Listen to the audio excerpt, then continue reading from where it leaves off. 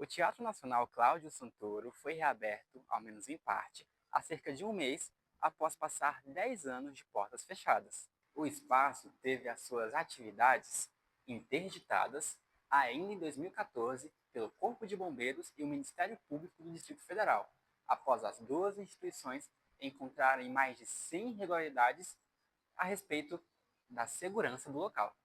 A negligência da administração pública em resolver esses problemas é um dos fatores que afastam a população do DF de aproveitar essas atividades aqui na capital. Uma pesquisa da UNB de 2023 mostrou que apenas 9% dos brasilienses consumiam teatro ou concertos musicais. Ou seja, muitos nunca conheceram ou tiveram a oportunidade de vir ao Teatro Nacional. Os que conhecem podem nem imaginar que a história dessa referência cultural passa pela Universidade de Brasília.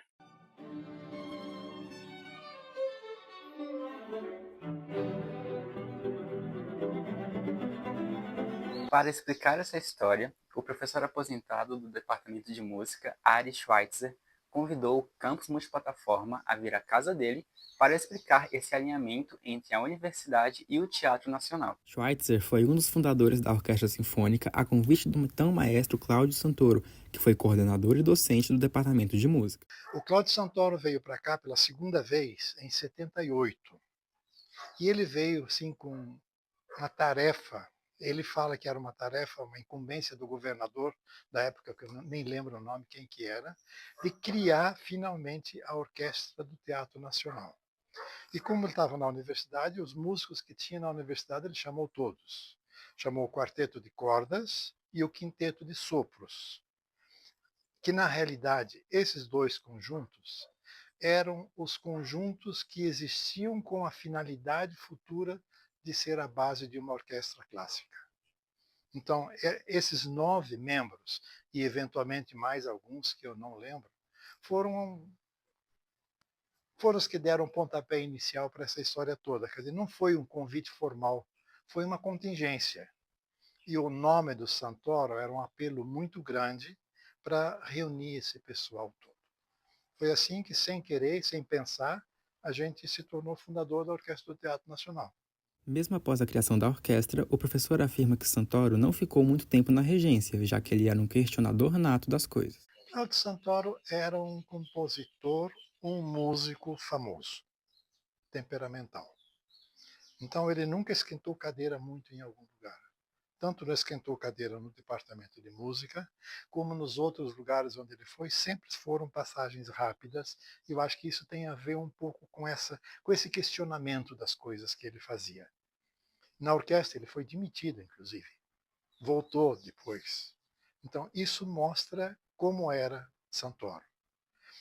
Possivelmente ele se sentiu muito contente, feliz em poder montar uma orquestra, mas ele se demitiu da orquestra, ou foi demitido, agora não sei qual é o lado certo, porque ele estava muito insatisfeito que não tinha o apoio das instituições para montar a orquestra que ele queria. Ele tinha uma ideia visionária de orquestra e os recursos eram sempre limitados. Ele falou que eu não fico.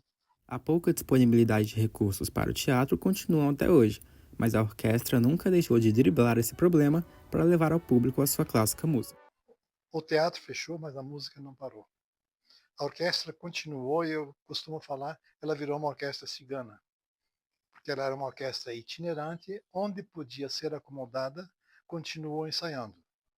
A gente ensaiou muito tempo na Igreja Dom Bosco, tocando concertos na Igreja Dom Bosco, uma frequência fantástica de gente, acústica não tão grande, porque tinha barulho de ônibus no fundo também. Ela tocou durante muito tempo no Teatro Pedro Calmon, lá no setor do Exército. Ela ensaiou na Escola Americana. Ela atualmente está na Plínio Marcos. Ela não deixou de fazer um concerto por semana na cidade e o público continuou prestigiando e aceitando essa atividade musical. Emocionado, o professor da universidade lembra do dia em que o amigo realizou o último ensaio de sua regência. Quando ele morreu, dia 27 de março de 1989, ele morreu regendo a orquestra, ensaiando a orquestra. Eu estava lá.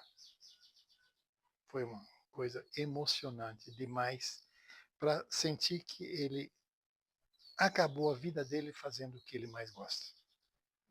Foi apoiado por um dos músicos que era médico e no dia do aniversário do meu filho. Atualmente, o professor está aposentado tanto da Orquestra Sinfônica do Teatro Nacional, como também da Universidade de Brasília. Mas hoje possui, aqui no bairro Lago Norte do Distrito Federal, um ateliê de música em que conserta fagotes. Vamos conhecer?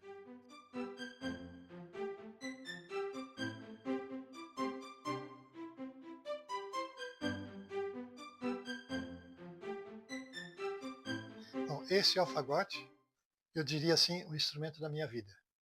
Que eu sempre gostei do instrumento, desde o momento que eu descobri que ele existia. Estudei, depois de aprender a tocar, ensinei, toquei na orquestra e hoje estou trabalhando na manutenção e na confecção dessa coisa aqui.